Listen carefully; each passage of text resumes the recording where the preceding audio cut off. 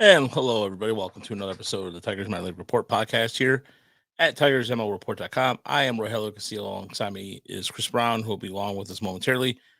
And get well wishes to Brandon Day, who is out sick. He is just, I'm not sure, it's like a sinus thing or what have you. So hopefully he'll feel better. And so just wanted to wish him speedy recovery. So you can find us on Apple Podcasts, Spotify, wherever you listen to podcasts. And of course, if you're subscribed to us on YouTube, thank you so much. We're getting close to 2,000 subscribers, and I'm guilty of not promoting that enough. So it takes 2 seconds. If you're already listening to us right now, great. We don't bother you too much with YouTube. Just subscribe to the YouTube channel. It goes a long way, and we appreciate that. And the more subscribers and what have you. And so bonus content this week it's been a little late the last couple of weeks, admittedly, because it's just been a period of transition right now with the website, but there'll be some bonus content coming up in the next few weeks or so, as the season is just about a month away, in certain cases almost done. Erie is going to be in the postseason. I believe Lakeland's going to be in the postseason as well, so there'll be some postseason discussions too as well with that, and we'll get to that. We'll get to the injury in West Michigan with Kevin McGonigal. Just a sad thing of affairs, and just killing time before Chris gets here. And I want to thank everybody for the donations the last couple of weeks or so. So people who have donated, thank you. Who have ever purchased a shirt, thank you. And if the shirts have come, do yourself a favor.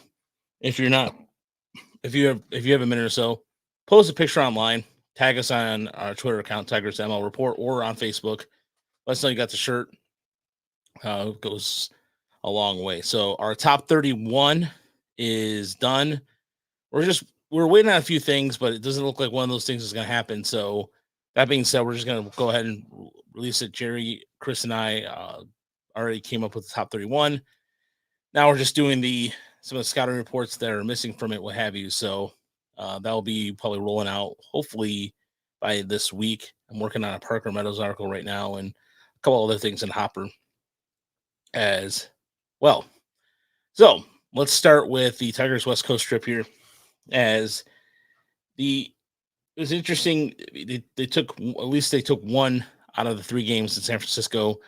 San Francisco is a tough place to play. I don't have to tell you, Tiger fans. I don't want to bring back any World Series memories or anything like that. It's just painful to think about. But nevertheless, Dylan Dingler got on his first home run yesterday against the Giants, his first career home run. And it was funny watching Johnny King go into the bay. Although I know it landed at Tigers bullpen, it was funny watching him just paddle in the water, like going for that. And there's some P fans that are already kind of getting sick of it already. But I mean, how often you go to San Francisco and go to a bay? So, how often does that happen, Chris? I don't know. Once every 4 years. I would like to at least be out there in a kayak for one game. I probably want to watch multiple games in the stadium first, but yeah, it was a fun West Coast swing. Again, kind of the most exciting things are what the young guys are doing. You mentioned Dingler's home run, which he crushed, and then he crushed another double later, and I think he had 3 really hard hit balls in that game. So it was nice to see him put something like that together because he'd been struggling a little bit. But I'll say this about Dingler, and I don't think we expected this, but there's been 0 drop off whatsoever in the defense, right? He just stepped right in. You don't even notice him back there. He's awesome. So has a cannon for an arm too, like something like, yeah. What was it, 87 miles an hour? Like just something ridiculous. I saw some stat. Yeah, I think it was the 5th hardest throw by a catcher this year. Yeah. I want to say one of the beat writers had tweeted that out. Yeah, he's an awesome defender, and what came together this year was the offense. And yeah, it's exciting to think that about him maybe putting it all together as a big leaguer, because if he does, and this is something we talked about 4 years ago when they first got him, it was like, well, there's all-star upside here, and then I just kind of gave up on him, honestly, and it's a good lesson for me, right? and anybody, like, just don't necessarily give up on the tools, and I thought strikeouts were going to get him, but he managed to fix that. So, and that's one of those things that's maybe a little bit under the hood that we didn't really have access to until he got to AAA, where we can look at the in zone swings and the chase rate and stuff and go, okay, this is fixable. Whereas, some guys have this high strikeout rates just because they're missing strikes, and that's an issue. But he wasn't. So, yeah, been fun to watch him. Yeah, it's one of those things where admittedly, I think that we're one of those websites when we admit we're wrong because you're human, and it's there's some people out there with the hot takes who just say their takes, and then people tend to try to forget about it. But in this case, I think with Dingler, though, the one thing that has been a constant is some of the catchers too is that it takes a while to adjust. Even though, again, he was a highly drafted guy, don't get me wrong, and the tools had always been there. But as far as we're noticing more this year with the strike zone, with the automated strike zone in AAA, there's adjustment with that too. I mean, Jason Young, I will give props to, I believe it was Jet in our Tigers Discord. If you haven't joined our Tigers Discord, really good place to talk baseball all the time. And I will give credit to Jet on this too. He mentioned Young's strikeout rates down by 5%. And there was a tweet earlier where I was just trying out stats, and some jackass was just like, oh, well, the Tigers have made him force. This was the worst take, and all I was doing was put Jason Young's stats. Yeah, that was it. That was hilarious because there was zero take there. It was, I guess, Yeah. If you just said, he hadn't homered since a certain day. Like if you want to take that and extrapolate it as you're making some sort of take, I guess. But no, it was just I don't know. That was a weirdo. That was one of those things where I just literally somebody sent it to me, and I was just perplexed because I was trying to figure out where the hell that came from. I had no idea where it came from, and this is why Twitter sometimes is a cesspool. Cesspool. But this was the original tweet. Worst Tigers post I've ever seen on the internet. Young is playing with a wrist injury, and here's the tweet. 7 for 22. He has a homer since July 26. That's a fact. Yeah, you were just going through looking at players, right? To get ready for our slides. So, I don't know. One thing we can, and sometimes I guess we forget that some people just aren't paying attention to every single thing we do, so they don't know that. As much as I'd like to believe that everybody is watching us at all times, they might not understand what we're doing. So it happens. But yeah. Anyway, just want to provide some context to that. But yeah. Anyway, let's just move on. All right. But no, but another part of the West Coast trip too, of course, is the catch made by Parker Meadows. And Debbie mentioned me use the voice. Mm-hmm. This voice. Oh, or something like a Hulk Hogan. That felt more like a Caputo voice than the generic fan voice to me. Yeah, there's by the way, I just sent you something really interesting, Chris. Here, and you'll notice here in a second that I couldn't help it. Private chat, or is it a? Oh, it's on the phone. I just sent it to you. It's pretty. So. All right. Interesting. All yeah. Right. Yeah. All right. Very interesting indeed. Yes. Very interesting. Yeah. Yes. But I think we touched on the Motor City metrics, the Parker Meadows, the catch. Just the way that he can impact the game. When we saw it, I think he had a couple hits in their win on Sunday. Am I mistaken there? They haven't continued to win every single game he plays since he came off the IL, but more often than not, he's doing something good to help the team win, which is nice to see. And honestly, there are a couple times, I think in that third game, where there was, I want to say a double off the wall. Maybe it was Chapman's triple. I don't know what it was, but it was Malloy out there in left field, and I couldn't help but think it was probably a tough play, but I was like, Riley Green probably catches that. They're playing a bunch of young guys now, which is fun, which is what we want to see, but they're not necessarily playing their best possible defensive alignment by any means, right? So I don't know, and the hope is that Green will come back soon. Carpenter has been rehabbing, so getting close to getting that sort of full team that we wanted. Yeah, Malloy left. Look, Malloy left was going to be an adventure. It has been an adventure, and it's like I said, it's just one of those things where, the Tigers right now, it shows even from a AAA standpoint too. There's not much help from there. Even I went to Toledo game. I think it was Wednesday. And Andrew Navigado I didn't realize like just defensively has had some liabilities. There was a ball right to second base, just a simple ground ball, whoop, right through the glove, and it happens. But then you just look some of the test metrics. You're like, okay, I can see why the Tigers may have not wanted to call him up yet. And I would agree with you, Kevin. Kevin says that Cole Keefe is actually flashing a little bit of leather. Yeah, he's getting, like I said, he is one of those guys. Like I said, it was gonna be a work in progress for him at second, but he's serviceable. He's been serviceable at second, and those metrics were gonna get better. I know early on in the season they were terrible, and everybody here was kind of wondering if we even we even discussed possibly having him move the first or what have you, and if that was a situation. Sorry, I'm trying to figure out the camera here better. Well, go ahead. No, I mean, I think, Jerry pointed out before that it was really just, I think June was a really bad month defensively for Keith. He had just like a bad month. He's made some errors, but he's back to 1 out above average, according to Baseball Savant. I don't know how he's doing on, defensive runs saved and stuff like that. It's probably not as good. But, yeah, I mean, I think, a lot of people are talking about moving him to first base, and some of that is to accommodate Jace Young. But I think the physical tools are certainly there for him to play a solid second base. I don't know if he's ever going to be a Gold Glover, but I think he could probably cut his errors in half with just a little bit more time. People need to remember, this is the first time in his career that he's played second base full time. Yeah, he was splitting time between second and third base, and he's 22 years old, coming up and facing major league hitting for the first time, or pitching for the first time, trying to stay afloat there. After a really tough April. And he's done it. He's turned around his offensive season. He's not, right now he's in one of those stretches where he's not hitting for a ton of power, but still contributing offensively. And he's making strides on defense, I think. And yeah, I mean, this what we're seeing here is the adjustments and the struggles of a legitimate big leaguer who's a rookie. Sort of what we saw with Riley Green a couple years ago.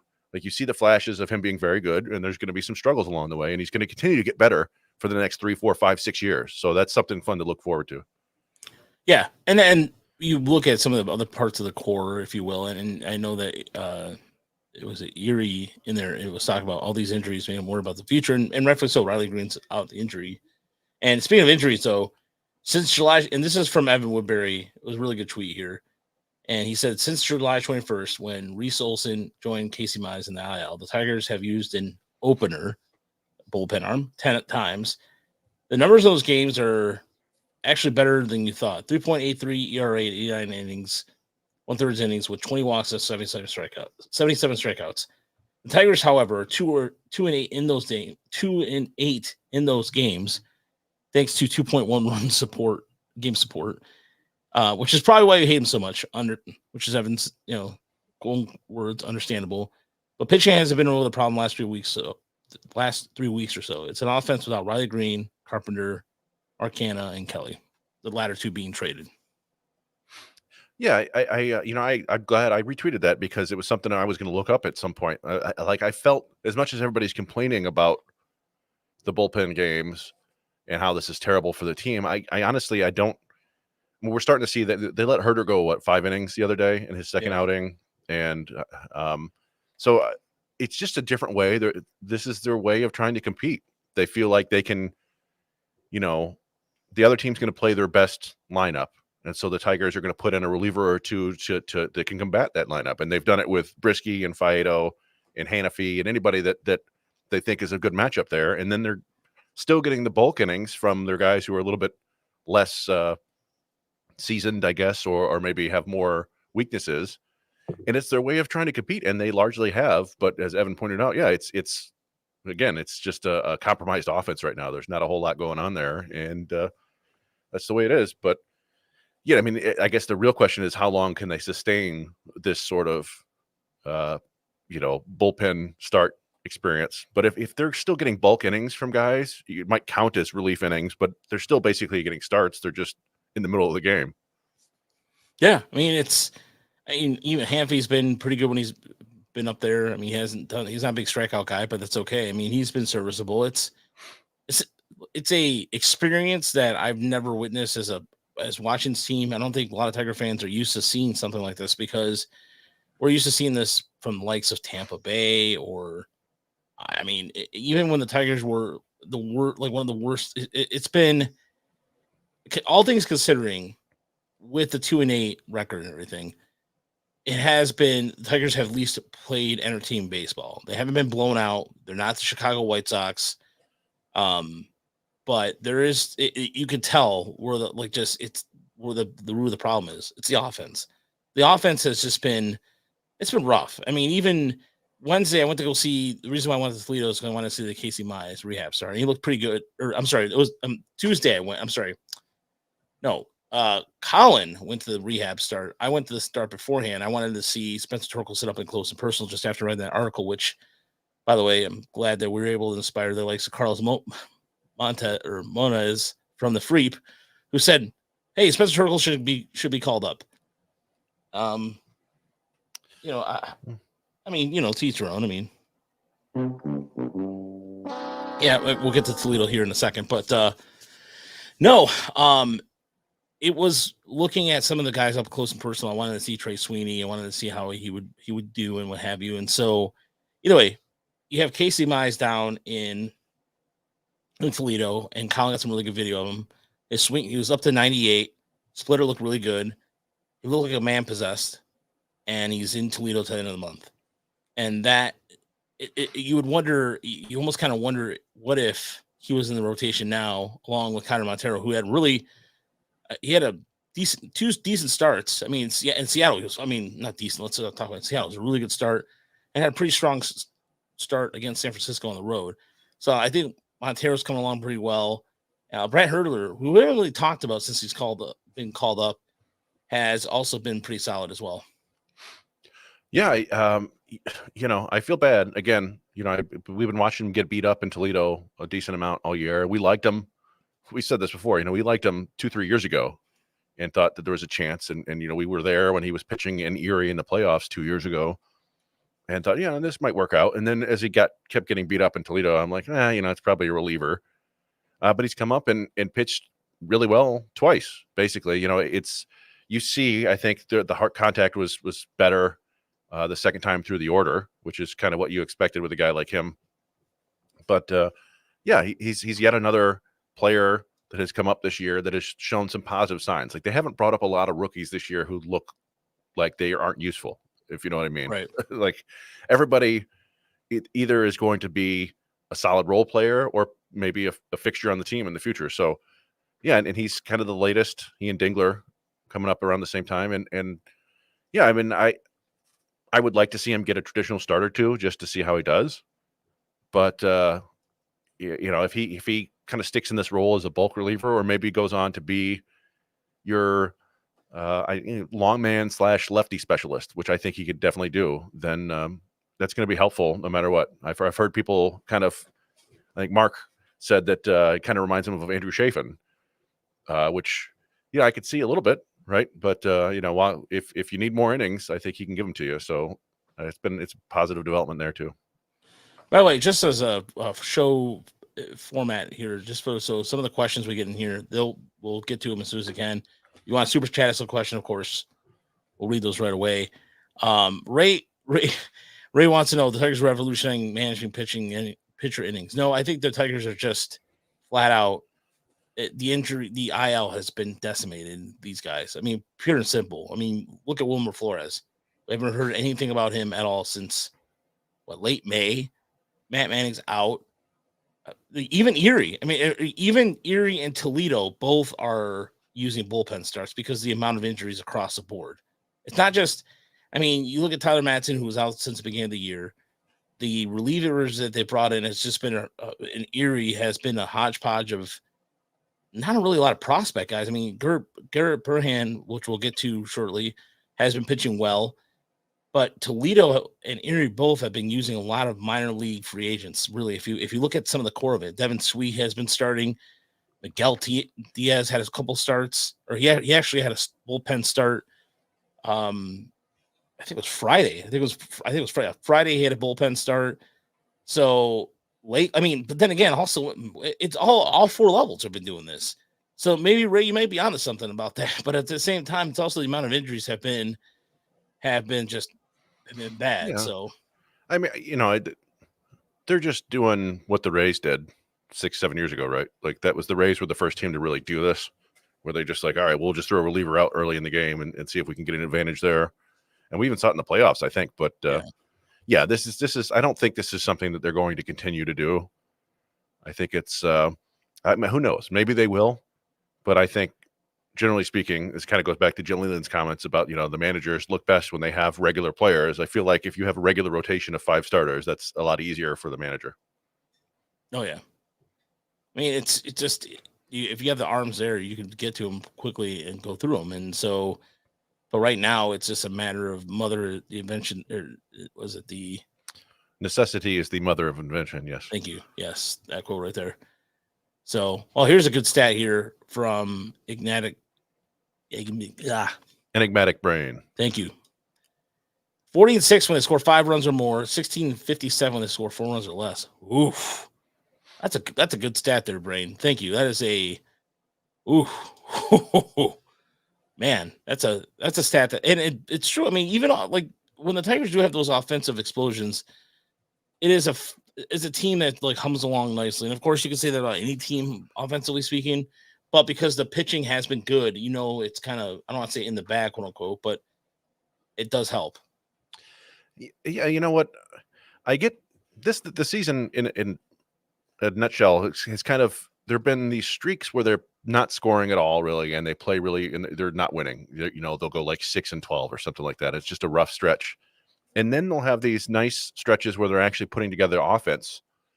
And the one thing that doesn't happen is they don't go on like the really long win streak. They'll win 4 out of 5, 2 out of 3. They'll win a bunch of series in a row, but they don't have that, consistent offense that lets them really put together the win streaks. And then what we see is this weekend where they play really solid baseball for the most part, play basically 6 close games, could have gone 5-1, could have gone maybe 2-4, and they end up going 3-3. And that's just, I think, what we've seen from them for most of the year. They're competing a lot. They just don't have a lot of answers, particularly on offense. Yeah. And they, as far as even like just, you're looking at Spencer Torkelson, somebody brought this up about a boom, bada bing. If they made up their minds and Torque isn't part of the future, don't bring him up. Let him rake in the minors, and maybe another team's interest level will improve on because of this. Here's the thing, too. I've been talking about this with you. I've been talking about this with Clay over at Just Baseball, and I'm going, and and Brady, you have a really good question. We'll get to that here shortly in a second too. He had a good question it came from Twitter. Thank you for the question. But I brought this idea to you before, and we had this idea I've talked about it a couple times. Jordan Walker, St. Louis. I feel like St. Louis is soured on him because if they would have brought him up, they would have brought him up by now. He's changed his couple swing mechanics. Look, if the Tigers, the hope is that Spencer Torkelson can come back and be a productive first baseman. That being said, I don't like doing things like this, but what if, as you mentioned, you were the one that mentioned this to me, that Goldschmidt is a free agent after this year. That being said, look, unless you're moving Gorman over the first, like you mentioned, Spencer Torkelson for Jordan Walker. Is that too far-fetched? Is that too weird? I don't know. Yeah, and it's tough because he was terrible defensively as a rookie in the majors, but had a 116 WRC plus. Like, he was doing fine on offense, and I don't know what happened to him this year. He really struggled on offense in the big leagues, and I can't say that I've been watching him a ton in the minors, but it doesn't look particularly great down there. But yeah, I think that's the route to go. Honestly, if you can find, we talked about it before, right? Like somebody else's distressed asset. If you can find somebody else who you think you can fix up, I think it's fine for everybody. Everybody involved. Get Torkelson a new start somewhere else. I'm sure there's still teams that believe they can fix him and get him to be that, the 1-1 pick. And if, it's up to the Tigers. If they think that they actually can fix him, then keep him, right? But if they think there's something either fundamentally wrong or something that they just don't know how to fix, I don't know. You run the risk of him going somewhere else and really blowing up. But if you're getting somebody else's failed asset, and I think it's worth the risk. And then you can go out and sign a first baseman. And Walker would work for me too because right-handed hitting outfielder, right? Yeah. If you want to put it this way, if you want to trade, keep Torque and then trade. I think Jordan Walker is a guy who could be serviceable. St. Louis has this weird thing about outfielders, and they end up working work better elsewhere. So that could be the case. I mean, look at Tyler O'Neill. You can go. I mean, Randy Rosarena. Elzarena comes to mind too as well. There's the Phyllis list. Garcia. Yeah. There's just a list of these guys that are out there. So maybe St. Louis is having second thoughts because they don't want this to happen to them again. But at the same time, like I said, it's just an idea. Nothing. I don't want to give up on Torque. I really don't. I think Torkelson is a viable major league player. He just has to make those changes. Ozuna, yeah, that's another one. I forgot he was a Cardinal. But at the same time, if the Tigers can get something for him that's serviceable, by all means. But then, what's going to happen is then everyone's like, "Oh, I told you about Torque." It's like there's so many different things that the variables. I don't want to give up on Torque just yet. But if there's an opportunity for them to upgrade their roster and make themselves significantly better, it is a big offseason for Skyers. Go ahead, Chris. No, I mean, I we've talked about it before. Like you can find production at first base theoretically for very cheap, and if you want to move on and find somebody else who's not a black hole at first base, you can do it, and it's just a matter of what you can get in return for Torkelson. Like I said, I feel like there are probably still some teams out there that might value him, but who knows? Maybe they're trying to buy low because you've had him in AAA all year. It'd be ideally right that he would. The Tigers don't believe in it, right? But they bring him back up and he goes ham for like 6 weeks, and then they trade him for more value. But or they just keep him, right? They fix him, they keep him. He becomes a member of the team and does what he's supposed to do. But we've seen 1,000 at bats or whatever, and that kind of suggests it's not going to happen. Yeah, we'll see. I mean, there's definitely we're in the middle of August. We're about to be in the middle of August. I don't know. Are we technically in the middle of August? Yeah. Sure. All right.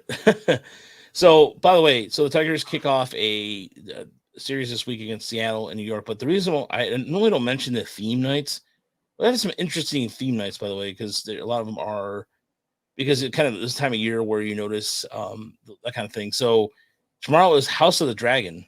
So for those Game of Thrones theme, Game of Thrones fans out there, Grateful Dead night, which is Wednesday, and then Member Appreciation Weekend, which I believe is the Detroit 1901 Society member. The reason why let me just stop about the Grateful Dead for a moment. For any Deadheads out there, are those bands? I don't know about you, Chris, but those are there's some really good. They have some decent tunes. They have Shakedown Street, which is one of the tunes I can recognize too, and a few others. There's Touch of Gray, what have you. But it is to me one of those phenomenons. Like, no offense to the great Greg Gagne of the Tigers and Erie SeaWolves. He is a Jimmy Buffett fan.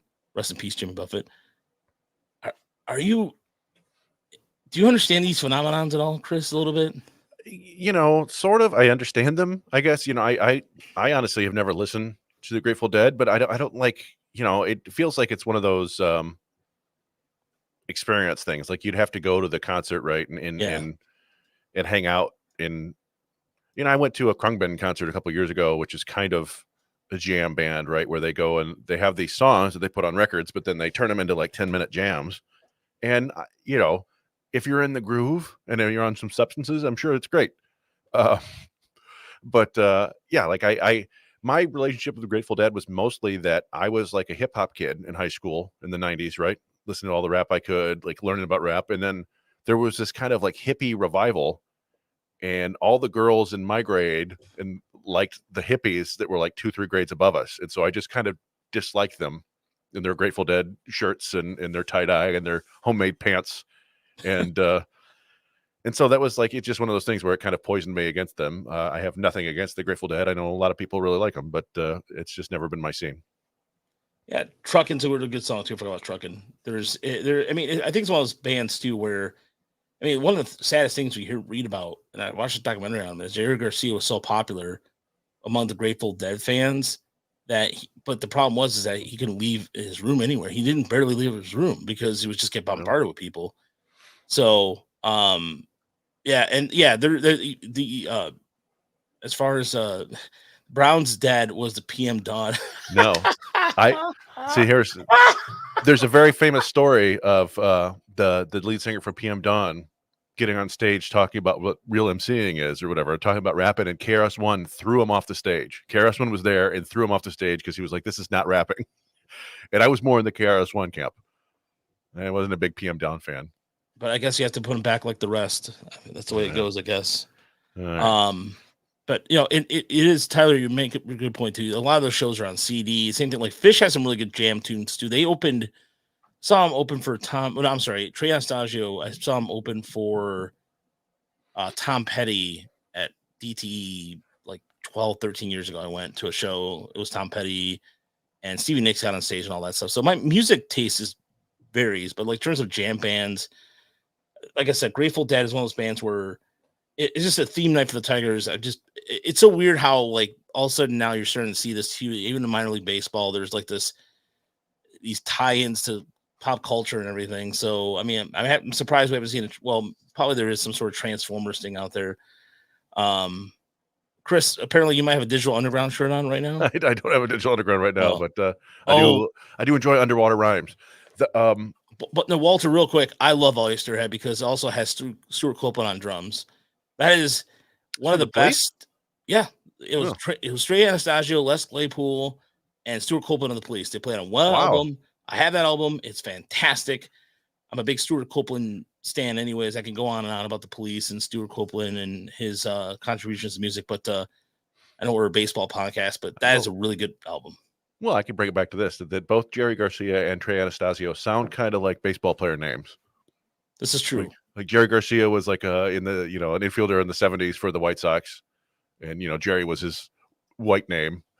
But Trey Anastasio was like a outfielder for the Angels in the 90s. I mean, I think we've talked about this before. Mike Mills is the bassist and one of the founding members of REM. Huge Atlanta Braves fan. Also, I did watch there was a thing on Paramount Plus that had Geddy Lee from Rush, the bassist, humongous Toronto Blue Jays game.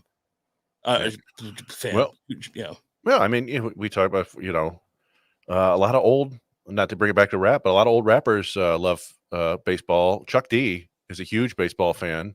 He follows me on Twitter. Yeah, yeah. Like he did a whole song, I think, about the All-Star game in Detroit. The greatest All-Star game of all time. You can probably find that online. But also, you like Eddie Vedder's a big baseball fan, right? And then of course Jack White is a huge baseball fan. So I don't know, something about my music and baseball go together at times, not always, but yeah, no. Mike Mills has a band where they did a song about Dale Murphy because he grew up a big Braves fan. So one fact there for you. Yeah, I could go on and on about we could probably do a podcast. I used to do a podcast on music. It was called Over Under Fair, and we did music which is overrated, underrated, fairly or overrated. Pretty much the title says for itself: overrated, underrated, or fairly rated. And it did pop culture. We did episode. If you guys, I still think it's out there on Spotify. I did it with my buddy Dave and on iTunes, and we did episodes on like Tom Cruise, Red Hot Chili Peppers. I really missed doing that show. So, so there it is. Thank you, Ray. Nice. Yeah, Fred. Walter, you're referring to Fred Sonic Boom Boom Smith, the drummer from the MC5, right? MC5, correct? Yeah. Who was married to Patti Smith? They got married, right? And this is a great story. They got married and they worked at Chrysler in the early 80s and lived in Warren. Just like humdum life. So Patti Smith was this big poet in New York, lived all this. She met Fred Smith and he's like, let's go back to Detroit. Okay. They got a family and and then she was with him until he died. And they worked at Chrysler. This is such a Detroit thing. You know what I mean? Like, isn't that cool? Sorry. Go ahead. Yeah, I mean, I feel like the MC5 didn't really they were sort of big for a little period, but they didn't necessarily, it feels like they were like a resurrected band, right? Like people finally realized how impactful they were later on, but maybe I'm mistaken there. And then, who was it? Matt Wood said Digital Underground was one of the greatest movies ever. Nothing but trouble. That is. Oh wait, is that the movie with Dan Aykroyd? Yeah, Dan Aykroyd, Chevy Chase, Demi Moore. And that's one of the weird looking giant plastic babies. Like yeah, it is a weird movie. It is a very weird movie. They used to be on HBO all the time. Yeah, all and the it time. was one of the few movies where the main character is named Chris. So I appreciated that. But yeah, Tupac's in that movie. That was one of Tupac's first movies. I think it may be his first movie. So yeah, what a strange one that is. It's very bizarre. That way, that was the I gotta read that book though, Walter. Thank you for the suggestion. I gotta read that book then because I read Please Kill Me by Lex McNeil, a book about punk, and we do have apparently my wife is telling me we do have the DVD of Nothing But Trouble because we have talked. That was one of our talking points when I first met her because she was talking about that movie and Tupac. That was what I found out when Tupac was in the Digital Underground because I had no idea. So, but yeah. Anyway.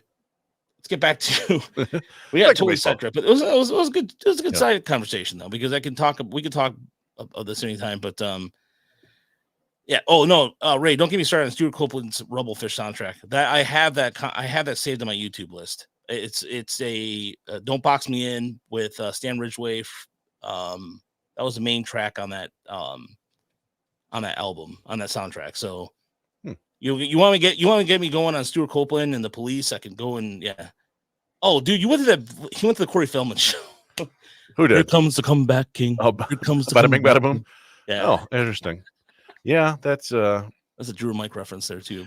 It's funny, and again, we're just riffing here. But if you go back and watch Mr. Show, the TV show with Bob Odenkirk and David Cross, my favorite sketch show of all time, they did a skit that was basically making fun of Corey Feldman back in 1999, and they had him doing the Michael Jackson dances, and it was all about how he tried to sue the American government because they didn't tell him that if you spend money you don't get it back. It's one of the great skits ever because they keep showing the same clip of everybody dancing, and I don't know, it's hard to explain, but I would recommend people go back to watch that. I'll have to check that out. Okay, so we're talking about theme nights, and we got sidetracked into because the Yankees are coming to town after that, and they got the Saturday is the Little League Classic night. That's where my nephew's team is actually going to be participating in the parade because they won their city championship. So again, shout out to we mentioned this Thursday, but I wanted to give a shout out to the city of Taylor, right by my house. They hosted the Junior World League World Series and did a pretty good job with it. And I'm representing the Europe Africa champion Barcelona, who was eliminated pretty quickly. So it's a cool hat though. Yeah, it's a cool hat. It's a color scheme you don't see very much. And Walter, yeah, there's one Mr. skit. The Mr. Show skit that I like the most is the child raper or child molester. Oh, it's like Larry Cleast. Yeah, Larry Cleast. He's like, I'll get a sale soon. Just yet. And People don't seem to be liking his shirts these days. I don't know what the problem is. Yeah, basically the idea that he can be released, but he has to have somebody around him all the time yelling, rapist coming. Yeah, don't get raped. It's ridiculous. All right, anyway. Let's go into Toledo, and there's a lot of there's a lot to get to in Toledo and Erie. And Erie, by the way, just actually this is probably the most depressing I will say this is probably one of the most depressing minor league recaps we've done in a long time, Chris, because the amount of injuries the Tigers have suffered. Yeah. I mean, there are a couple of big ones this past week, which is unfortunate. But it's it's been a year. There've been a lot of injuries this year. I feel like that the system may have been due for a bad injury season, but hopefully it doesn't continue. Yeah, hopefully not. And see, why is the thought of the New York Yankees coming to town bringing the memories of the Allman Brothers whipping post? Well, I don't know. The Yankees aren't some juggernaut. They'll probably win the series, but did they sweep the Tigers earlier this year? They did, didn't they? Yeah. But I don't remember it being a blowout, but that was when the Tigers were in their worst. So, yeah. All right. Without further ado, let's go into Toledo and what is going on with the Mud Hens. What I'm going to call it for the rest of the year, we're just going to call it the Weber Report for Jim Weber, honoring Jim Weber there. So, Trey Sweeney, who I got to see in person, and let me just give you my quick impressions on Trey Sweeney. He had some really good at-bats. He had a hard time a little bit with some advanced off speed, a little bit trying to topple the ball. But overall, I thought he played the position fine. Defensively, he looked good. But I think he had, I can't remember. I don't think he had a hit when I watched him play, but overall was solid. And I think he can be a guy who can come off your bench, fourth player. I'm not sure if he's a big league regular or not. I would have to watch more of him, but overall, some good things out of him. So I can understand why the Tigers saw in him. The Monterez effect, and I say that because Carlos Monterez, shortly after we posted our article, said, "Hey, bring up Spencer Torkelson." And since he has said that, the numbers have not indicated a call. He went 5 for 23, 3 doubles, 3 RBIs, 5 walks, 10 strikeouts. The game I saw him at, I believe he had struck out twice. But something that, again, we mentioned earlier, Jace Young's strikeouts numbers are actually better than they were last year. He's down by 5%. He went 7 for 22, the pair of doubles. Steven's got back-to-back days with walk-off hits, and Anthony Benbroom had a really good day yesterday. Was it yesterday, Chris? I think so. Yeah, or Saturday. I can't remember what day it was, but here's okay. So and then here's Kerry Carpenter, who went 3 for 4. He had a 3 for 14 rather. I'm sure he'll probably be in Detroit at some point this week. Yeah. But here, so Chris, this is you pulled this earlier on Ty Madden. So his line, this is not for just 2 starts, it's 1 start. 12 2/3 innings, or excuse me, 5 2/3 innings, 12 hits, 5 runs, 1 home run, no walks, 11 strikeouts. This is the only third time in MLB history to do this. Chris, go ahead. Go ahead.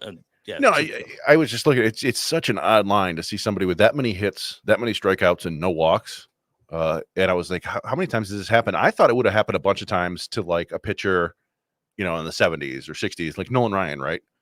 But no, only 3 times in Major League history has a pitcher gone more than 5 innings, given up 12 or more hits, and struck out 11 or more while walking nobody. And it was Todd Stottlemyre did it in 1995. I'm looking here. Kurt Schilling did it in 2001, and Matt Garza did it in 2011. So obviously, it's not the big leagues; it's AAA. It's probably happened more than that, but it's just a really odd line for Madden. And I think he struck out the first 5 batters in that game. Yeah.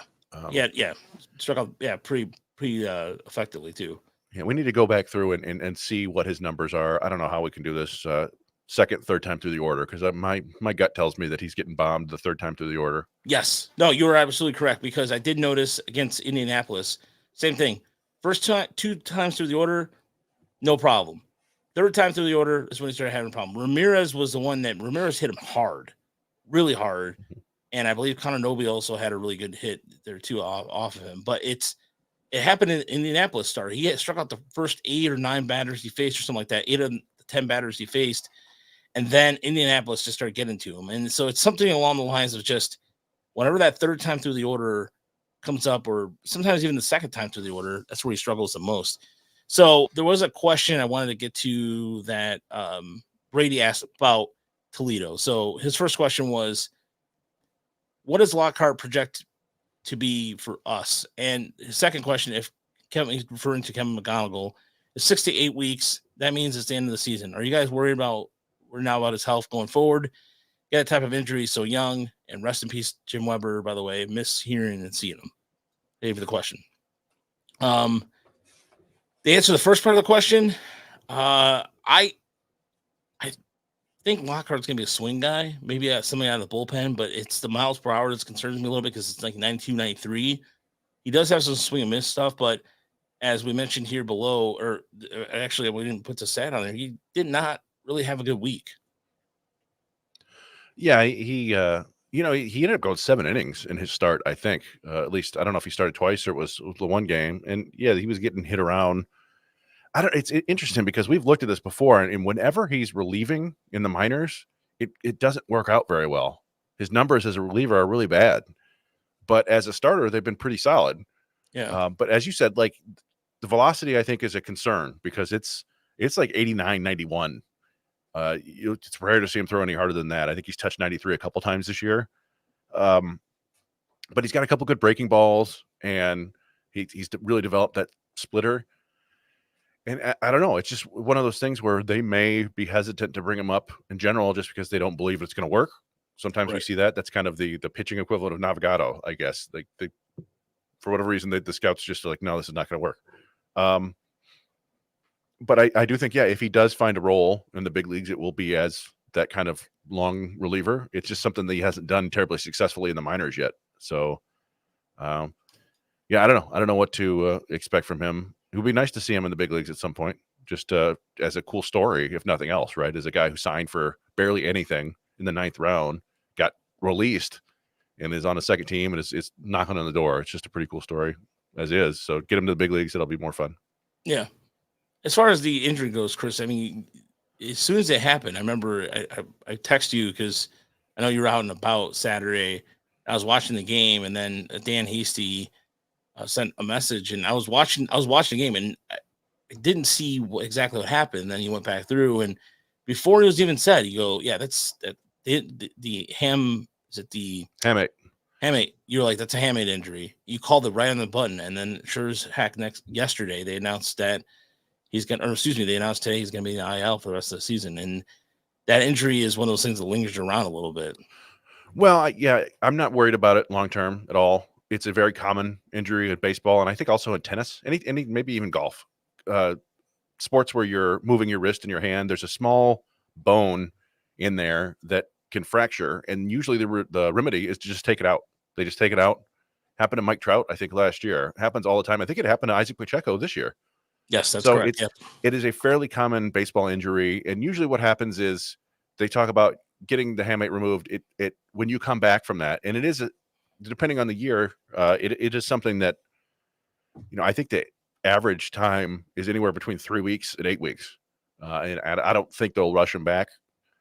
But usually when guys come back, they don't hit for any power for whatever reason. But with a full off season, I'm not necessarily concerned about McGonigal, and it's not the sort of thing you have to worry about long term. Like they're going to get rid of the bone, and you never have to worry about it again. He might break the other hamate at some point, but usually it's not the way it is. But yeah, you could see, we went through the video, and it was actually, I think, he started looking at his hand a little bit funny from the very beginning, but it was definitely the swing, a foul ball before he actually struck out, where you can see he's looking at his hand and something doesn't feel right. And then he strikes out and he's looking at his hand, and you could tell, like, yep, something's wrong. And it just based on the way he was looking at his hand and where he was looking like right here. I'm like, oh boy, that's a hamate. But it's tough. It's tough for the Whitecaps who are trying to push for the playoffs for sure. But he already had a hell of a season and pushed himself into being one of the top prospects in baseball. So successful year, just a bummer because he's one of the more exciting players to watch. But hopefully, I don't know, and I theorize that they may, if they want him to get some more at bats, they may even send him to the Arizona Fall League, but that's probably not necessary. Yeah, I think that, if he's just going to be, it's one of those things where I think he's just going to be fine. I mean, Arizona Fall League maybe next year. I didn't expect him to be in Arizona Fall League this year anyway, before the injury too. So, my only thought was, he started the year on the IL with the hamstring and missing this time. They may want to get him another, 50, 60 plate appearances, but I don't think it's a big deal. He's already pretty damn advanced for a 19-year-old, right? So they don't they don't really necessarily need to push it. Yeah, and you said the key word there. He's 19. It's so he's like Wolverine right now. He's gonna recover pretty quickly. And here's the at bat. By the way, those are the river the Dam Breakers jerseys, and they look like they're wearing that too. Marlins moved a lot. See right there. So yeah, I mean, he looked at his hand a little bit after that first swing, but it was more like looking at the bat. But another one too. I kept it in here after the foul. You could see right there. He started shaking his hand, and you'll see it. He's looking at it right now.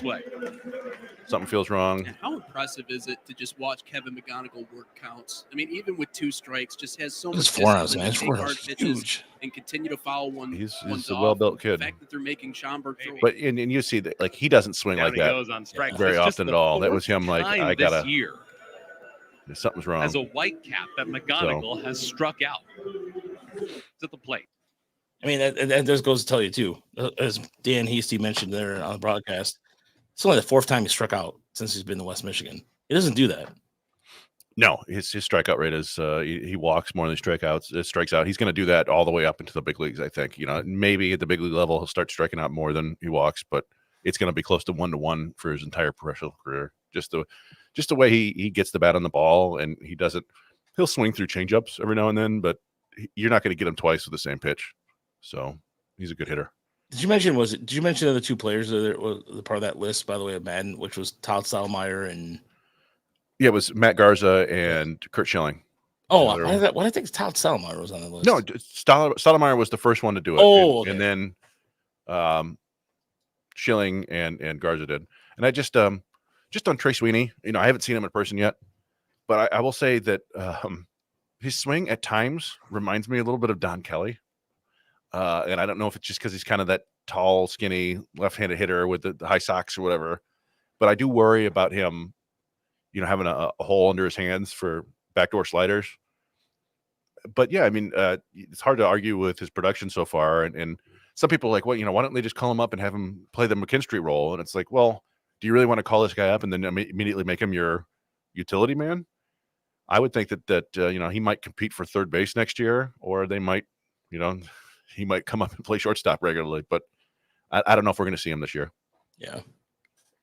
Stan asked why Torque, or when he's healthy, Manning's not reacting positively to Tigers coaching. It's just honestly, Matt Manning, from what we've heard and what we've seen, the Tigers asked him to do something. He does it for a little while and then goes back to doing his own thing. I mean, as far as Torkelson goes, there's been work done, quote unquote, with the swing mechanics a little bit have changed, but the Tigers can only do so much before honestly, you hear about it, and I'm not going to speculate any more than that, because if they don't respond, they don't respond. If they don't want to do it, they don't want to do it. And whether they do it or not, I mean, we've heard about this for Manning since he got up to Toledo.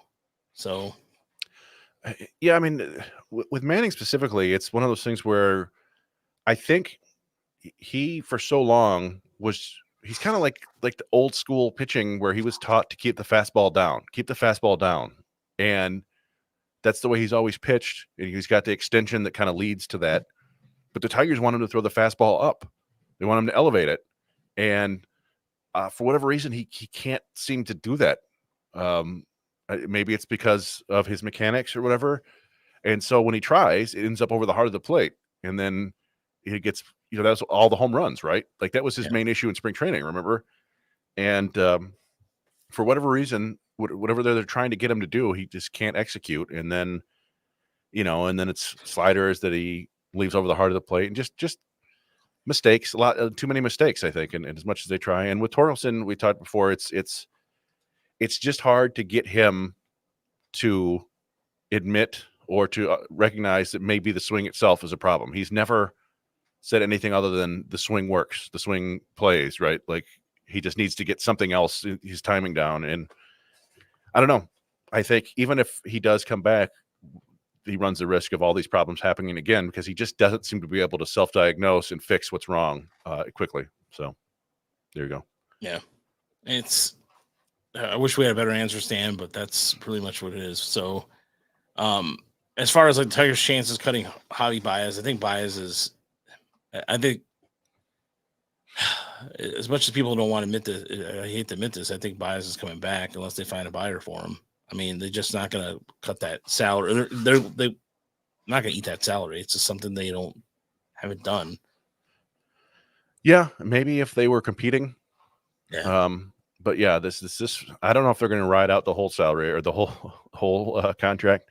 It's hard for me to imagine them keeping him for more than like half of next year if he's continuing to perform this way, but they don't really have a viable alternative at shortstop. Maybe Sweeney becomes that, but Baez is pretty easily the best defensive shortstop in the entire system. So I don't know. I remember, he was out and people were like, all right, we get McKinstry and Kreidler, and then it was a disaster. Neither of those guys were as good on defense, and they weren't hitting either. So I don't know. Maybe they can do something in free agency, but I don't picture them going out and getting like Willie Adames. So I think it's Baez, Sweeney, whatever you can do in the offseason.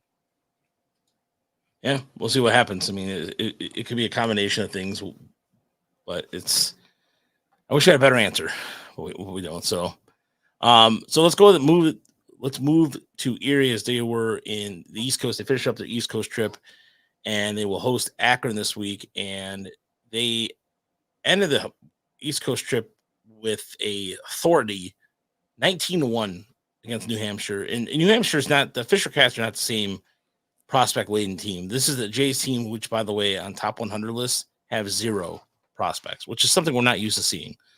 The Tigers have 6, by the way, in case you're curious. And the Jays, I mean, that's also a tough place to play. Ben Malgeri actually grew up playing in that ballpark too, so that was cool to see.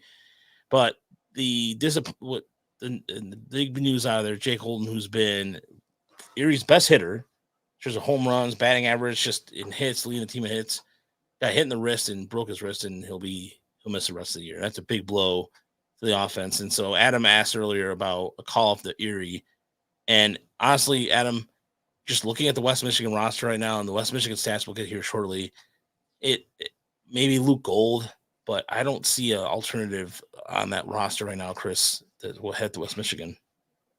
For me, West Michigan to Erie. I mean, they brought up Luis Santana, right? Like, he's kind of the org guy that they put wherever they need him.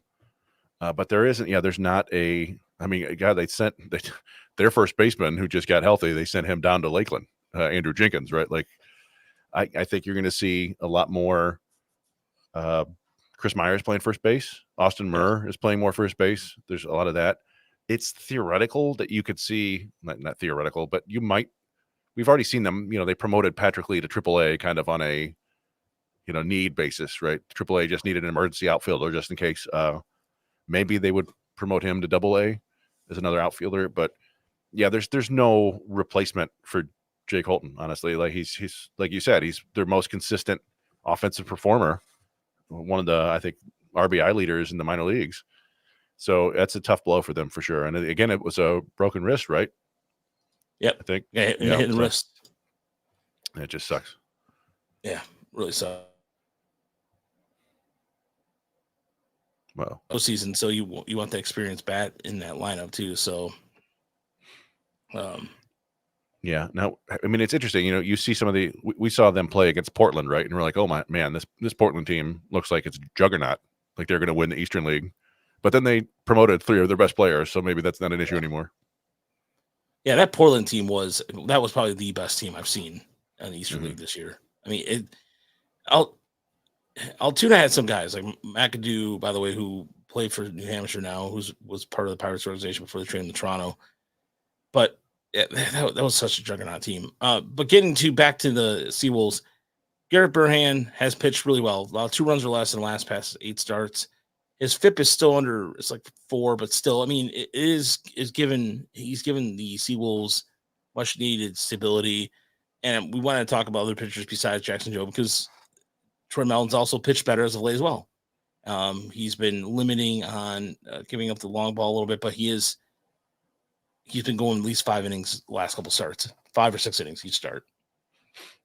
Yeah, they've been getting innings hasn't been a huge problem for them.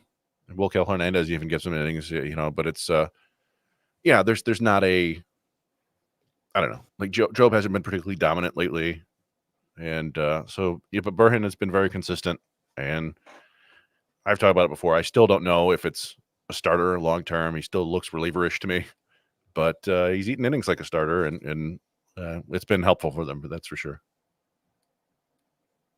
Yeah, it's especially going forward too with the last couple of weeks of the season left. I'm wondering how they're going to limit the innings here, but I think it'll be a similar situation where you're going to see some short starts before the playoffs begin.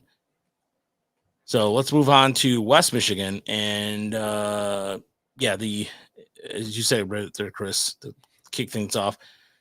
West Michigan, by the way, 4-2 though this week, and they are just a half a game back, and they're in the playoff hunt. And they go to one of our favorite spots this week, Lansing, where anything is possible. We'll be up there at least 3 or 4 times this week. I know I'll probably be up there Wednesday, probably Friday and Saturday too. I don't know. Like, I do want to hit the Tigers games this weekend. But at the same time, I love Lansing's one of my favorite places to go to. And I have not had a chance to see I won't see like McGonigal experience, but at least want to see the newest Tigers in Clark and Lizarano up there. So we'll see hopefully we'll make something happen. But either way, yeah, it was a rough week though overall, Chris. Well, yeah, I don't Offensively know. speaking, There were a couple breakouts there. I got up to went and saw the Montalvo start, and so got to see Clark and McGonigal and Alonzo play. And I'm gonna do a piece, just a kind of live look piece, because there was a whole bunch of things that happened in that game, and a whole bunch of, it was just an interesting, the way it worked out is that Beloit had to pitch, I think, 5 different guys because Noble Meyer, one of their top prospects, got kicked out of not kicked out, but they ran him in the first. They, I think, scored 4 runs against him. There were 4 really interesting arms for Beloit, and just to see the different arm angles and different pitch mixes and stuff, how they attacked the Whitecaps hitters and how the Whitecaps hitters responded, it was, I don't know, worthy of note. But yeah, Clark, he was really hot to start his time in West Michigan, but it was really BABIP driven. We talked about it last week. His BABIP was like well over 500. Maybe striking out a little bit and not walking a ton. And yeah, the batted ball luck kind of stopped for him this week. Although one of those 2 doubles I saw in person, and it was really impressive because it was against a 99-mile-an-hour fastball, and he just kind of quick bat hit it really hard over the left fielder's head, and probably could have turned it into a triple, but he slowed down because it was 2 outs. So yeah, you still see the tools there, and he was playing center, and actually he wasn't ruled an error, but I think he would call it an error. He had one of those hardline drives hit right at him, and he turned around like 3 different times, and it glanced off his glove.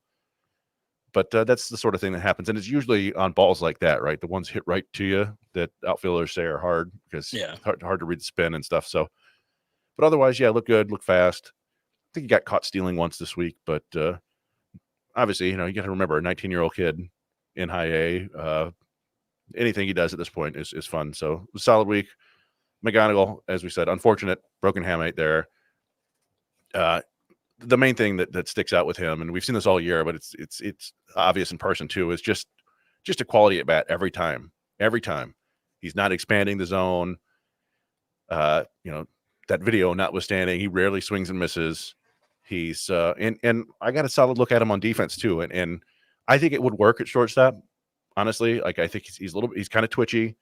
He's got the arm strength. I think he's a plus defender at second base if they move him there. Haven't really seen him. I didn't see him in person, but I think it would work at shortstop. It's just probably unlikely that he'll be the best shortstop on a team once he gets to the big league level. But yeah, 55 runner, at least, maybe 60. I had him in a 4.2 from home to first, so that's nice.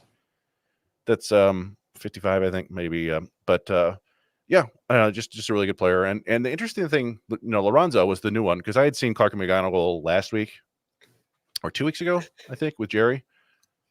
Lorenzo was the new one to me, and I kind of went into it thinking it's just not going to work with him catching, but he was fine behind the plate. Like, just watch, he moves around a lot, and they probably want him to quiet that down a little bit. He's kind of moving his leg one way or the other, moving around, but he was fine as a receiver. It seemed like I don't know if he was calling the game. I think he was, but it seemed like he did a good job calling the game. He did a good job handling Montalvo's slider, which we can talk about in a minute. And the arm seemed okay. I didn't really get him to. I don't think he had one competitive throw. I don't know if he tried to throw anybody out, but and then at the plate, he's kind of like a jumbo McGonigal. You can get him to swing and miss in the zone. That's going to be his issues, making more zone contact. But he didn't chase at all, and he got a pitch he could handle and backspun it deep to left center. Like, there's tons of power in that bat. So I kind of came away, not to spoil the article, am I right? But I came away with the thinking that he absolutely can stick at catcher, but he's going to have to really, really want it, if that makes sense. Like, he's going to have to work on it really hard, and he's going to have to work on keeping his body in good condition too, because he's a really big kid. And it's not one of those things where like, oh, he's lazy or anything like that. It's just like, he's 21 and it's probably 230 already. I know he's listed at 195 or whatever, but that's, those are the numbers from when they sign, when they're 16. So he's just going to have to do a lot of work to keep his body in condition. But I think the physical tools are there. So that was encouraging for me to see. Yeah. I mean, I would want to believe that hopefully that the Tigers had whatever advanced scouting they had on it. That you saw the Brian Pena video that you posted with him working on it. So working with him on that. Speaking of international, by the way, just real quick, I'm not to get too side story, but the Marlins fired. I saw that. I saw that they're bringing back Oscampo, who the reason why the name should maybe ring a familiar baseball fans, but he's a guy who brought in a lot of those international talent, all that cheap international talent, and the Tigers have struggled. I'm just saying, not a bad idea. Give him a call, see what he wants to do. Why not? Yeah, who knows? I mean, they basically broomed out everybody that Kim Ng and Derek Jeter brought in to the Marlins. So who knows what's going on down there, man? Like, it felt like they were finally making progress, and then they just kind of got rid of everybody. They went back to being the Marlins. Yeah, but I did want to, I mentioned Montalvo. Joseph Montalvo, the guy they got from the Rangers. The reason I went out there, he only pitched 3 innings, which I was kind of surprised by. I don't know if they're, trying to limit his innings this year, if they're going to work with him on some stuff and see how it goes. But, I had the radar gun there, and it was 90, 92. He never threw anything harder than 92, which I think is going to be the focus going forward. Is getting a little more velocity out of him, and I think it's entirely possible. I think there's some mechanical things he can do.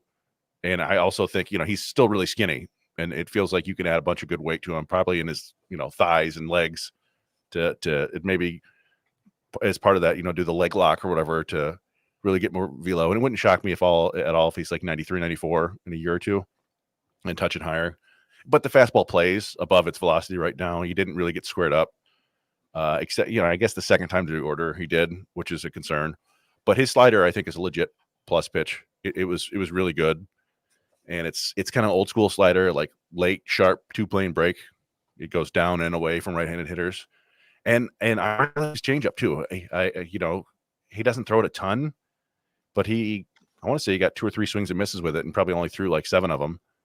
And he threw it against right-handers too, which is nice to see, right? A lot of times you'll see younger pitchers only use that against opposite hand hitters. So. Yeah, and the main thing that sticks out is he's just really athletic. It's a really smooth delivery, really easy. Seems to know where his body's going, which is the complete opposite of Noble Meyer. Noble Meyer was like this, lanky giraffe baby who couldn't throw strikes to save his life because he's just like, it didn't seem like he knew his body. But Montalvo was super under control. And like I said, there's 3 pitches there. Just get a little more velocity, and that's a very nice prospect.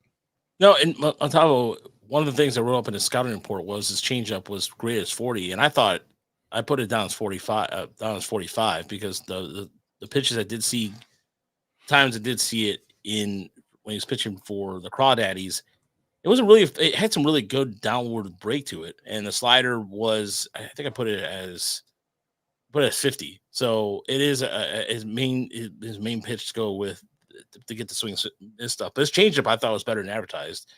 So that's good that you confirm that.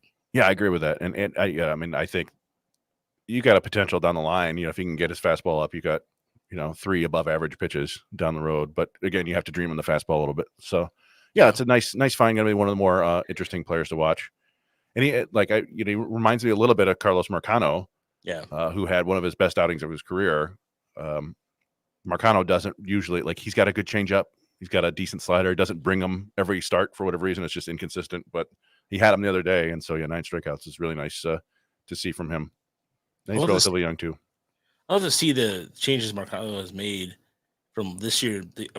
That's a good article to dive into at some point too. We'll get some advanced metrics on Marcano. I know we have some from when he's down in Lakeland, but we'll just get some more because he has developed as a consistent starter for the Whitecaps. The Flying Tigers this week, by the way, I want to kick off the presentation for the Flying Tigers on this beauty right here. Who slapped the tag. 1-0, hard grounder to short. Sliding stop by Montilla. To his feet. Right foot behind the rubber. Zipped it over to Campbell, who slapped the tag. 1-0, hard grounder to short. Sliding stop by Montilla. To his feet. Guns out Rosario, and that ends the second. Frangerber Montilla He's only played a handful of games at single A, but he looks comfortable over there at short. No runs, no hits, no one left on base after Raylan Herrera. That was a nice play. Yeah. Nice play. Yeah. So and we learned that it's Fran Gerber Montilla, which I didn't know. We've been calling him Fran Gerber, but these things happen. Yeah, it was a really interesting first week for Montilla because he was definitely pressing at first. You could tell. I think he was 0 for 8 with like 6 strikeouts at his start, and it just he was taking a lot of pitches too. He was taking a lot of strikes, and then the final game of the week, he basically won that game for the Flying Tigers. He got his first hit. It was a sharp single to right center, and then he stole second, moved to third on the error, and then scored on a broken bat infield single with a really good slide. And you saw that defensive play he made. You can see the potential impact there. He's 19. It's going to be a while, but yeah, really exciting young player. Oh, the throw to first, and Montilla's way out. No, he's safe. He's like, nope. First, he belly flopped back in and somehow evaded the tag. 0-2, Montilla on the move. Swing and a miss, strike 3. Throw down to second, not in time. Ball lands in center field. Montilla to his feet. He's headed to third. The throw from center is late. The plant and the pitch. Broken bat, fair ball down to third. The throw home is high, and Montilla's safe. For the second time around the bases, Frangerber Montilla evades a tag. A broken bat croquet shot down to third. Diego Gonzalez's throw to the catcher, Guillermo Rosario. That was such a great that one right there is like look, here's the thing about him too that I'm not used to seeing from Tiger shortstops at that level. He looks like he looks like a dude. Like he looks like a dude. Like it's just go ahead. He hits the ball hard. He's got room to grow, and I think the defensive actions are really good. So you didn't get to see him a ton. He actually made an error, and I think his first game too. It was he wasn't used to the dirt there, I think, and the Joker Marchant. But yeah, you don't want to get too crazy. It's a 19-year-old shortstop in low A. But yeah, I think he's comfortably in our top half of our top 30 because of the potential and because you get to see a little bit of it, right? He's going to be a catalyst, so it's fun to finally see him play too on a regular basis. Yeah, Lakeland keeps winning. Again, this is a team with losing their 2 best players, and they're still in the thick of things to take both first half and the second half. So against a Clearwater team who has been decimated by call-ups, and so it's with all the rain outs and everything that's been going on, wacky weather that's typical of Florida this time of year. The Flying Tigers continue to be interesting. So it's as far as like pitching pitching goes. Gabriel Reyes, a guy who we're going to talk about our top 30. Is it top 31, Chris? Technically, we have 31. We could, but yeah, it's we'll do a top 30. But yeah, Reyes was on mine. I think he's on yours as well. But yeah, I don't know. Reyes and Castillo are the 2 of the more interesting pitchers down there. Although Sears is pretty interesting too. So yeah, it's still some fun arms down there in Lakeland, but the bats have been kind of taken away, right? Callahan, I didn't talk about in Lakeland, or I didn't talk. He went up to West Michigan too, and there's a lot to like there too. He's got a really quick bat. He only went 1 for 18 this week, but it's basically John Peck. John Peck is the last man standing there. I guess David Smith too, but John Peck. And you can see his performance there: 2 home runs, a triple, 2 doubles. He's another guy who's got some tools and plays decent shortstop, but he's just kind of. There's not a place for him to play anywhere else, so he's in Lakeland. But I don't know. It's still a fun team, and we'll keep an eye on them. They're it'd be nice if they could make the playoffs. It'll be tough, I think, with who's left. But who knows? Maybe they'll get some guys coming back from injury. Maybe some of the other, Nomar Fania is there too. He was another one of the top players in the FCL Tigers. So maybe they'll get some reinforcements from that spot, and maybe even some of the new draft picks. Oh yeah, which they're. Speaking of which, that's going on. The Bridge League is going on, but we have no stats available anywhere. There was a game that was shown on YouTube, but with no names, no jersey. The Phillies had their names on the jerseys, but the Tigers didn't, and so it's kind of a pain in the ass. I'm not gonna lie. So that made it kind of difficult to see what was going on with them. But actually, sorry. my chair is now, it's dropping slowly every time, and I don't notice until I'm at the bottom. I'm like, what's going on? But yeah, I did mention Quinn Goditis, I believe, was released. He's the first member of the 2022 draft, I think, to get released from the organization, which is, you don't want to single it out, but just, we talked before that the releases are coming. Yeah, it's been a slow trickle. But yeah, no, I did actually update the DSL card finally with some of the younger players down there. Yeah, there's Dickerson, Nestor Marina. I think I saw Dickerson on a list somewhere. I'm trying to remember where I saw him. Well, Dixon, I think, is he's generally considered one of the better prospects down there in the DSL. At least, one of the names to know. I don't know if he'll make like the league top 20 list or whatever, but Ronald Ramirez was a guy who's on the list for like top batting average. He's fifth, hitting 355, which is fifth in the league. But yeah, Dixon, you can see a really odd week. 0 for 11 with 5 runs scored because he walked 7 times. So 0 for 11 with 7 walks and 1 strikeout. So I don't know. He was one of their bigger names that they signed, and I think we'll see him in the FCL next year because he seems like an interesting player for sure. By the way, I forgot to mention this. If you have a Baseball America subscription, you should get one. If you don't, Josh Norris did a write-up today of the 10 prospects, 20 prospects that are going on in the 20 prospects you should look out for in the Florida Complex League. And one Tiger made it, and that was Motea, who was ranked number 9. So one of the things he said about him, here is, quote, he was one of the last players to sign the Tigers international draft class in 2022 and has paid big dividends so far. Though he's moved around the infield a little bit, he has the chops necessary to stick around shortstop thanks to strong instincts and range, soft hands, and a sound eternal clock. His arm strength is enough for the position, though he needs to tighten up his accuracy a little bit. It shows an advanced approach at the plate as well and does a good job sticking within the strike zone. So check it out. There's some other prospects in there, but that was the Tiger prospect that was mentioned in the top 20 of the FCL. So Starling Caba for the Phillies was number 1. So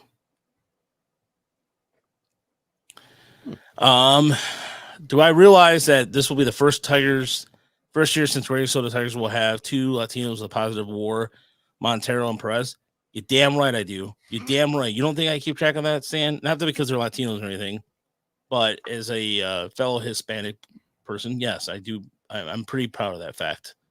It sucks that Perez is on the DL or an IL right now, but it's just nice to see. Look, it doesn't matter Hispanic or not. It's just nice to see the Tigers are getting some international flavor and getting those contributions. And so, as somebody growing up with not a lot of that representation, I mean, Felipe Lira was, Drake or Devi Cruz, it was slim pickings for a while. I mean, even, so either way, it doesn't matter. I'm just glad that the Tigers are getting the international side of things. It's other teams are doing it for decades. Dodgers, Pirates. I'm trying to think of another organization that's done really well internationally. Houston's done really well. It's just good to see the Tigers be in a modernized situation. Whether, I would be excited if they had an Australian. Yeah. Doesn't matter. It's it's cool. Yeah, at Shepherd, it's cool. I mean, what bothers me though, here's the thing that bothers me. Before we end for any other last minute questions or anything, I think what bothers me the most is when you put things out in a universe and you like just simple responses to things.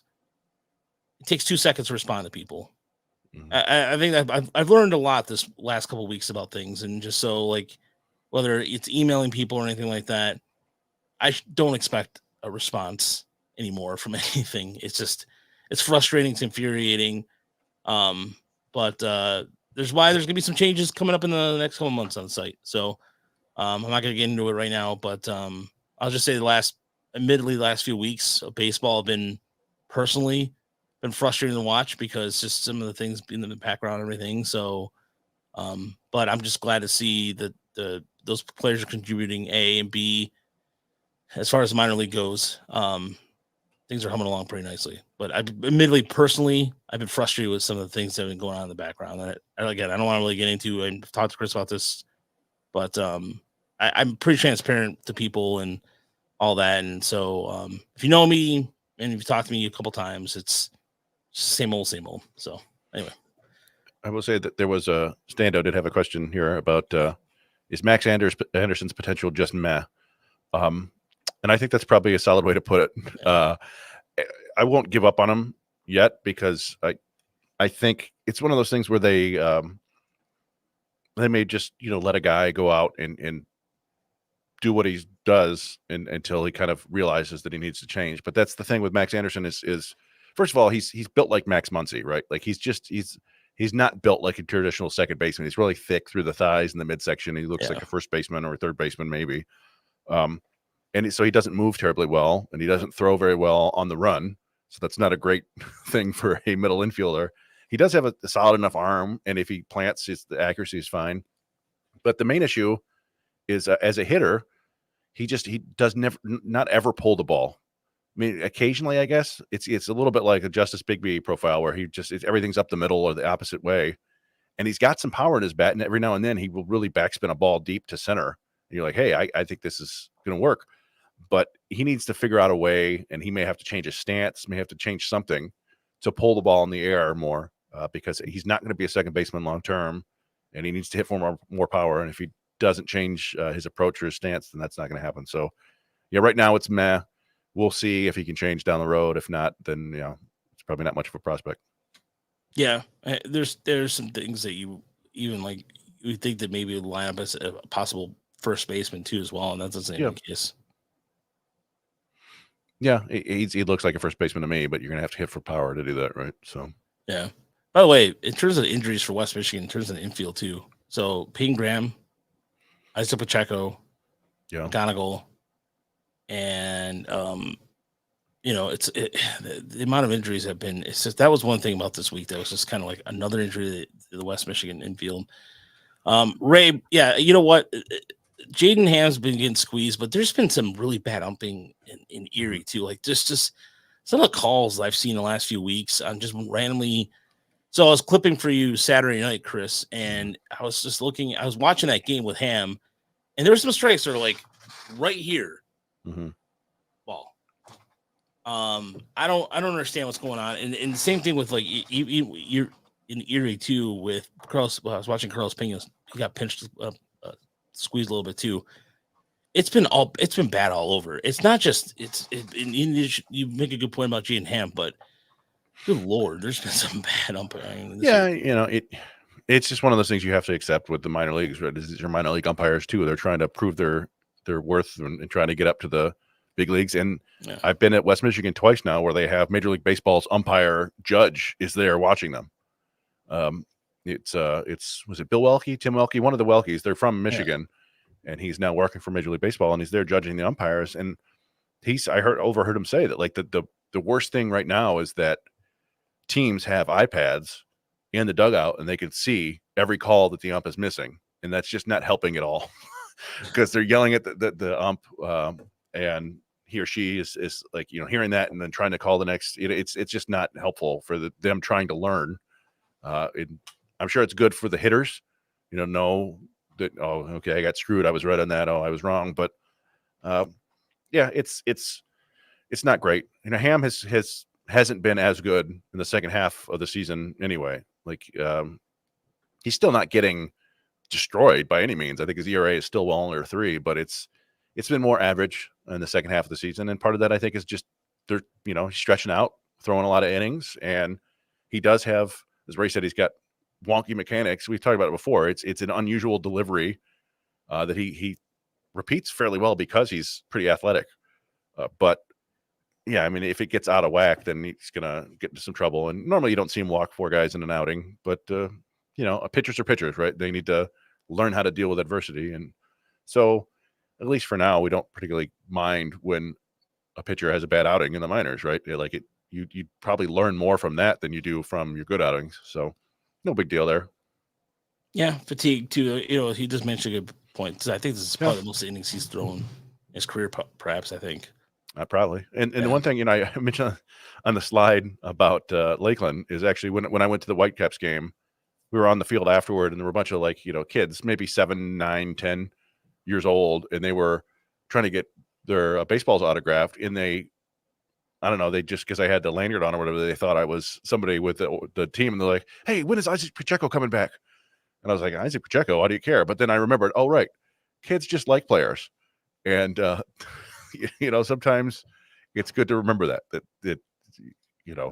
players we might not necessarily think are super prospects or whatever, they're still somebody's favorite in the crowd. So I told him that he's coming back soon. Theoretically, I assume he is. I don't know. Well, hopefully. I mean, hopefully they don't keep him down the rest of the season or not. But with the amount of injuries that are showing up, who knows? By the way, we're going to end the podcast on a different note. This is I know there's going to be some old timers who are going to remember this game. But on this day, 40 years ago, one of the craziest brawls we've ever seen took place. You know what I'm talking about, Chris?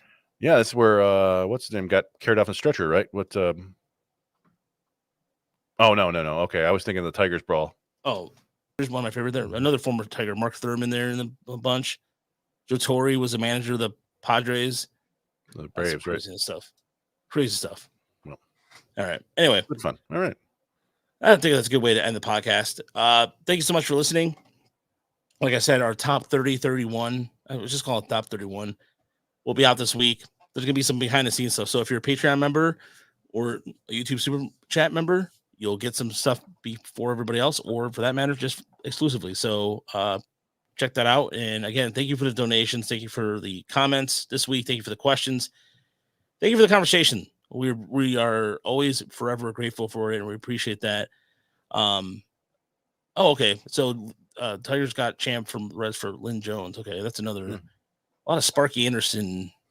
Sparky Anderson, you know what? Sparky Anderson was a GM too. A lot of people know about that. He pulled some strings to get some stuff done. He always loved that veteran. But veterans. Anyway, we'll be back on Thursday for the Motor City Metrics podcast. You can find us there.